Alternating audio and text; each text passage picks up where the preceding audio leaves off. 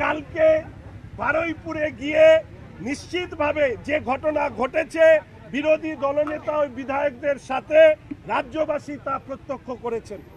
আজকে বিরোধী দল ভারতীয় জনতা পার্টি পরিষদীয় দলের পক্ষ থেকে আপনারা অন ক্যামেরা আমি বলছি, স্পিকার সাহেবের সামনে আমরা মাথা নিচু করে করে আমরা চেয়ারে বসি, বেরোই।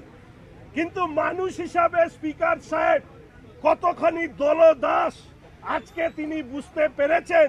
তার ফলে যে স্পিকার সাহেব একটা কাগজ ছিললে বিরোধী দলনেতাকে সাসপেন্ড করেন, আমাকে উনি কয়েকবার অগ্নিদিকে, বিশ্বনাথ কারক, বঙ্কিম ঘোষ সহ অনেককে বারংবার সাসপেন্ড করেছেন।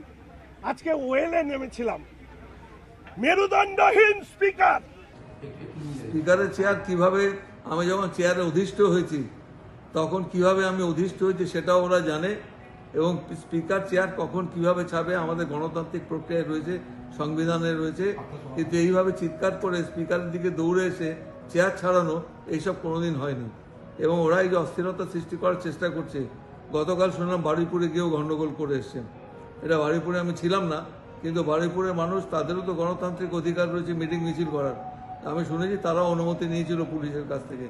তা সত্ত্বেও যেভাবে শান্তিপূর্ণভাবে তারা বারুইপুরে গিয়ে তাদের বক্তব্য, যেহেতু তাদের লোক না হলে তারা মিছিল করবে কাকে নিয়ে?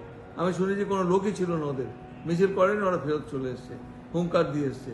তো হুঙ্কার তো বাইরে দিচ্ছে, ভেতরে দিচ্ছে, আর কত জায়গায় দেবে।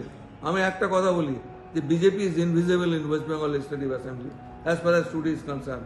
আজকে আপনারা দেখবেন চার্টে বিজেপির কোনো নাম নেই, বিজেপির কোনো, আমরা বিজেপির জন্য জায়গাগুলো ফাঁকা রয়েছে। That means officially they are invisible, তাদের দৃশ্যমান্যতা নেই।